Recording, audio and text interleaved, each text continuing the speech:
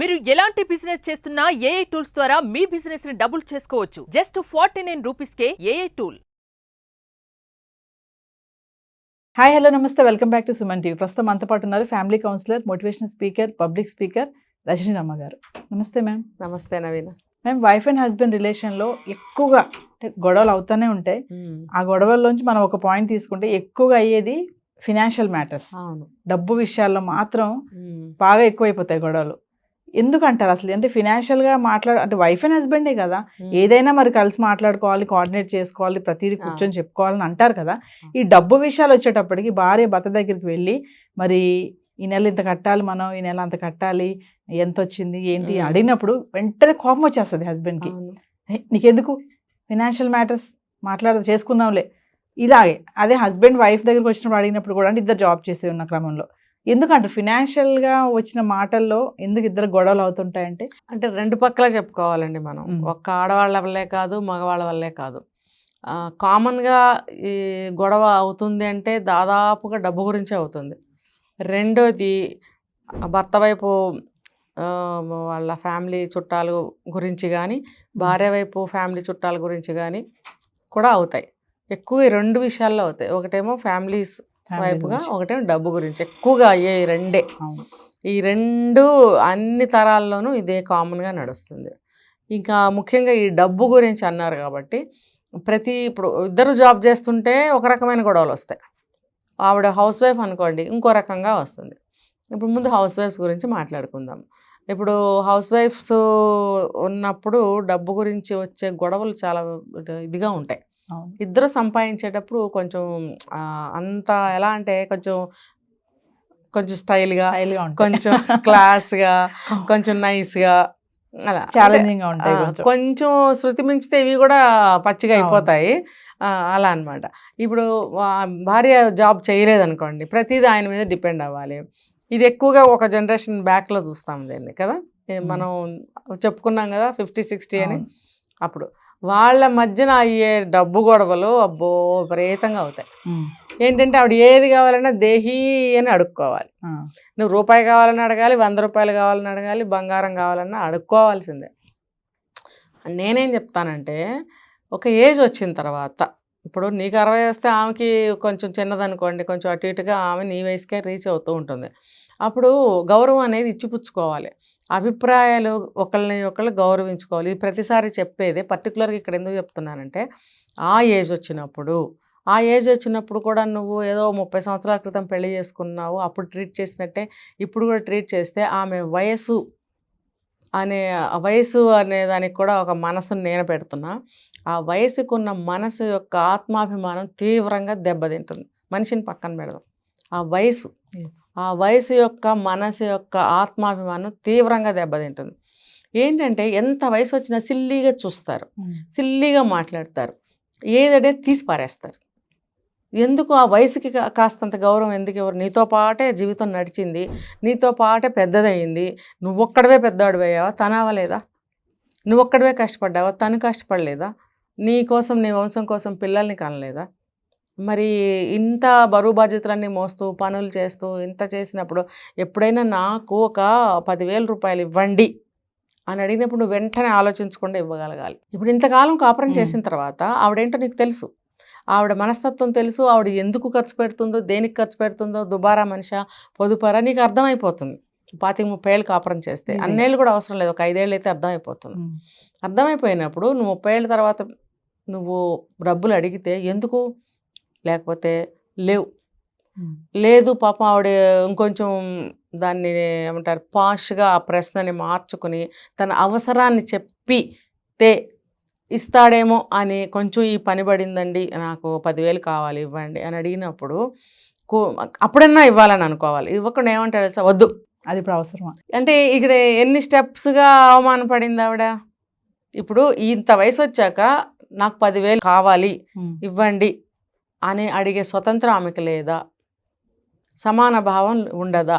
సంపాదించకపోతే నీకు చేసిన సర్వీస్కి నువ్వు ఎన్ని లక్షలు నువ్వు ఆవిడకి విలువ కట్టగలవు? ఆ పనికి, ఆవిడ చేసిన సర్వీసెస్కి.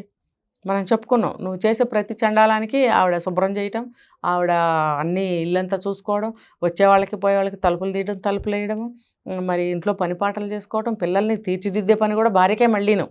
నువ్వేం చేయవు, మగాడిని అంటావు, ఉద్యోగం అంటావు. మరి అలాంటప్పుడు ఈ హౌస్ వైఫ్ డబ్బు దగ్గర వివరంగా చెప్పినా, కారణం చెప్పినా నువ్వు వద్దు అనేస్తావు చివరికి, లేకపోతే లేదు అనేస్తావు. అంటే నువ్వు బెగ్గర ఆవిడేమన్నా లేదు అంటే వెళ్ళిపోవడానికి, చేయి ఖాళీ లేదమ్మా, ఇప్పుడు ఇంట్లో ఏమి లేవమ్మా, వెళ్ళరా పైకి వెళ్ళరా అంటానికి ఈవిడేమన్నా బెగ్గరా? ఆ వయసు వచ్చిన తర్వాత నువ్వు 10,000 కావాలి ఇవ్వండి అని అన్నప్పుడు, ఫలానా పని పడింది ఇవ్వండి, అట్లీస్ట్ అప్పుడైనా నువ్వు రెండో స్టెప్లోనైనా సరే చెప్పింది కదా రీజన్, అప్పుడైనా ఇద్దామని నువ్వు అనుకోనప్పుడు నీ మనస్తత్వం ఏంటి? ఆవిడని ఏమనుకుంటున్నావు? అది అక్కడ అవమానమే కదా ఆవిడకి. కాబట్టి మూడో స్టెప్లో ఆవిడ ఏం చేస్తుంది సార్, తిరగబడుతుంది. నేనేమో మంచి పనికి అడిగాను కదా, ఎందుకు ఇట్లా నేను అడుక్కోవాలా, అడగగానే ఇస్తే ఏం పోయింది అని అన్నప్పుడు నువ్వు ఆవిడ వయసుకి గౌరవం ఇచ్చి నిజంగా లేకపోతే సంజాయించి చెప్పు, కాదో ఇప్పుడు 2 రోజులు టైం ఇవ్వు, నా దగ్గర లేవు చూసిస్తాను, లేకపోతే అంత లేదు ఇదిగో ఇంత తీసుకో, ఏదో ఒకటి నువ్వు ఒక ఇది చేసుకో అక్కడ అడ్జస్ట్మెంట్. ఏమీ లేకుండా వద్దు లేదు నీకెందుకు నువ్వేం చేస్తావు, రీజన్ చెప్పింది కదా, ఫలానా దగ్గర కట్టాలనో ఇవ్వాలనో ఏదో అందనుకోండి, వాడు నిన్ను మోసం చేస్తున్నాడు, వద్దు అది తీసేయి, ఇవ్వకో కట్టకో, బోడి సలహా ఒకటి మళ్ళీ లాస్ట్లో. అంటే నువ్వు ఇన్ని స్టెప్పులుగా ఇన్ని రకాలుగా ఆవిడ కోరికని నువ్వు కట్ చేస్తూ వస్తున్నావు. అప్పుడు ఆవిడ ఏం చేస్తుంది, తిరగబడి గొడవ చేస్తుంది. గొడవేగా మరి అక్కడ ఇప్పుడు డబ్బు దగ్గర గొడవలు వస్తున్నాయని మీద మనం మాట్లాడుకుంటున్నాం. గొడవ ఎందుకు వస్తుంది? అక్కడ అలాగే వస్తాయండి, ఖచ్చితంగా ఇదే లైన్లో వస్తాయి గొడవలు. ఫినాన్షియల్ మ్యాటర్స్ అండ్ ఫినాన్షియల్గా ఏదైనా సలహా ఇచ్చినా కూడా ఒప్పుకోరు. ఇంటి అవసరాలకే డబ్బు అడిగింది అనుకోండి, అయినా ఒప్పుకోడు. ఇప్పుడు పద, కూరగాయలు కావాలంటే కూరగాయలు, సరుకులు కావాలంటే సరుకులు నేను ఇప్పిస్తాను పద, లేకపోతే అంతవరకే ఇస్తాడు డబ్బులు. ఇంటికి ఎలా సరిపోతాయి, లేకపోతే ఎక్స్ట్రాగా ఏదన్నా ఉంటుంది దానికి ఎలా సరిపోతాయి? అడిగితే నువ్వు ఇన్ని రకాలుగా మాట్లాడతావు. ఇన్ని రకాలుగా మాట్లాడినప్పుడు ఆవిడ ఏ రకంగా నిన్ను ఒప్పించి నీ దగ్గర డబ్బు తీసుకోగలదు? సో ఈజ్ ఈక్వల్ టు గొడవ. గొడవ పడిన తర్వాత కూడా అదేం సొల్యూషన్ రాదు. ఎందుకంటే ఈవిడ ఇలా అవమానిస్తాడా, అడిగితే ఇవ్వలేదేంటి అని బాధతోటి అరుస్తూ ఉంటుంది.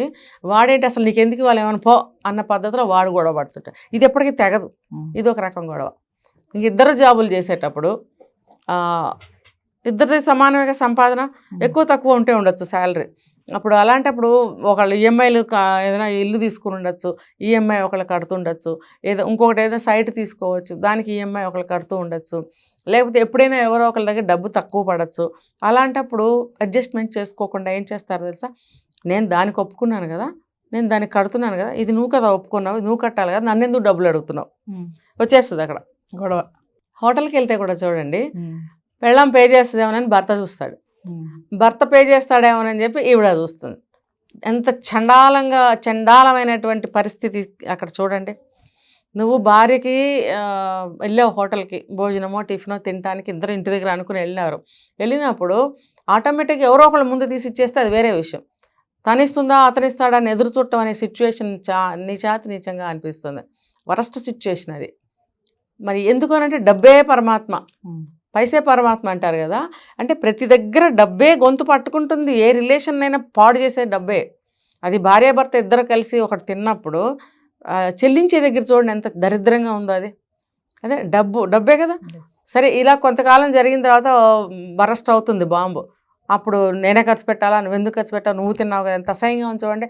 భార్య తిందని భర్తని, భర్త తిన్నాడని భార్య, ఎలా ఉంది మాటలే, బాగున్నాయా? అవి ఎంత అసహ్యంగా లేదా? ఇద్దరు ఒకటే కదా, భార్యాభర్త అన్న తర్వాత ఒక ఇంట్లో ఉంటున్నారు, ఇద్దరు ఒక జీవితాన్ని ఇద్దరు పంచుకుని ముందుకు వెళ్తున్నప్పుడు, అంటే ఒక వస్తువుని రెండుగా చేసుకుని ఇద్దరు పంచుకున్నట్టే కదా జీవితం అంటే కూడా. ఇద్దరు కలిసి ఒక జీవితాన్ని పంచుకున్నారు అంటే, ఇద్దరు కలిసి ఒక వస్తువుని 2 ముక్కలు చేసి ఎలా పంచుకుని తింటారో, ఇద్దరు 2 పీసులుగా వచ్చి ఒకటై జీవితాన్ని గడపడానికి సిద్ధపడినప్పుడు, ఇలాంటి చిన్న చిన్న విషయాల దగ్గర దరిద్రమైనటువంటి ఆర్గ్యుమెంట్ అనమాట. ఒక మంత్లో ఈఎంఐ డబ్బు తక్కువైందో, లేకపోతే సమయానికి అందలేదో, నువ్వు అడ్జస్ట్ చెయ్యి, నెక్స్ట్ మంత్ మళ్ళీ నువ్వు సరిచేయి దాన్ని. అలా లేకుండా వంతుల వారీగా దెబ్బలాడుకోవటం. ఇద్దరు కలిసి చేసుకుంటున్నది వాళ్ళిద్దరి కోసమే చేసుకుంటున్న ఆ పనికి మళ్ళీ కట్టే దగ్గర నిశ్చయమైనటువంటి ఆర్గ్యుమెంట్స్ అన్నమాట. ఇద్దరు కలిసి ఒక స్థలం కొనాలనుకున్నప్పుడు, ఒక ఇల్లు కొనాలనుకున్నప్పుడు, రేపొద్దున ఆ ఇంట్లో ఇద్దరు కలిసి నివసించాలనుకున్నప్పుడు ఇలాంటివి అవసరమా? నీది నాది లేదు, అతను ఎవరికైనా ఇష్టమైన అతనికి పెట్టాడు, ఈవిడ ఎవరికైనా ఇష్టమైన వాళ్ళకి ఎవరికైనా పెట్టుకుంది, అక్కడ కూడా గొడవలు వస్తాయి. నువ్వెందుకు పెట్టావు, ఇక్కడ తక్కువైపోదా డబ్బు, నీ ఇష్టమైన, ఇద్దరం కలిసి సంపాదిస్తున్నప్పుడు ఇద్దరం కలిసి చేయాలి కదా అనేది ఒకటి ఉంది. చిన్న చిన్నవి ఉంటాయండి, అది అలాంటివి పట్టించుకోకూడదు. ఇప్పుడు తను ఎవరికైనా గవ్వుకునేది ఒక 500 1000 రూపాయలు ఒక 5000 ఇవ్వాల్సి వస్తుంది. ప్రతిదీ తను ఆధారపడి అడిగి చేయాలంటే అది కూడా బాధాకరమైన సిచ్యువేషనే. లేదు పోనీ నీకు నిజాయితీ ఉంటే అది అయిపోయిన తర్వాత నేను ఇలా ఇవ్వాల్సి వచ్చింది, సో నాకు ఈ మంత్లో 10,000 20,000 ఎంతో తక్కువ పడింది అని రీజన్ చెప్పి ఇద్దరు కూడా క్లాస్గా మాట్లాడుకున్నారనుకోండి డీసెంట్గా, బాగుంటుంది. ఇద్దరు అని చెప్పాను చూడండి, ఇద్దరు డీసెంట్గా మాట్లాడుకోవాలి. లేదా అక్కడ కూడా మళ్ళీ గొడవ.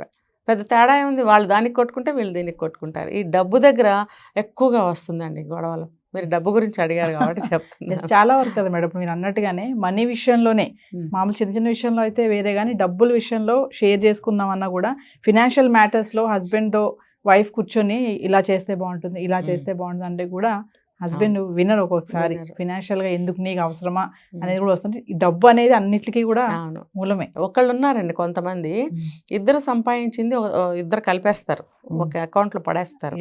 అంటే ఫర్ ఎగ్జాంపుల్ ఈఎంఐలు కానీ ఇంకోటి ఉంటే అవన్నీ తీర్చేసిన తర్వాత మిగిలిన ఇద్దరు మనీ ఉంటుంది కదా, ఒక దాంట్లోనే వేస్తారు. ఇద్దరు కూడా అనుకుంటారనమాట, ఇది దీనికి ఇది దీనికి ఇది దీనికి, ఇద్దరు కలిపి అనుకుని ఇద్దరు కలిసి తీసి వాడటం అనేది, ఎవరెంత తీశారనేది ఇద్దరికి తెలియటము. ఇతను వీళ్ళ వైపు వాళ్ళకి ఖర్చు పెట్టినా, ఆమె వాళ్ళ వైపు ఖర్చు పెట్టినా ఇందులో నుంచి తీసి ఖర్చు పెడతారు కాబట్టి ఇద్దరికి ఎవరెవరు ఖర్చు పెట్టారనేది ఇద్దరికీ తెలుస్తుంది. సరే, ఒక మ్యూచువల్ అండర్స్టాండింగ్ పోనీ అలా వెళ్ళండి. కానీ ఇక్కడ కూడా గొడవలు తనులాట్లు అయినాయి అనుకోండి, నీ వాళ్ళకి ఎందుకు పెట్టాలి, నా వాళ్ళకి ఎందుకు పెట్టాలంటే ఇంకా మీరు చేసుకున్న అగ్రిమెంట్కి వాల్యూయే లేదు. ఒకవేళ మీరు అగ్రిమెంట్ చేసుకున్నప్పుడు దీని ప్రకారం వెళ్ళండి. Thank you.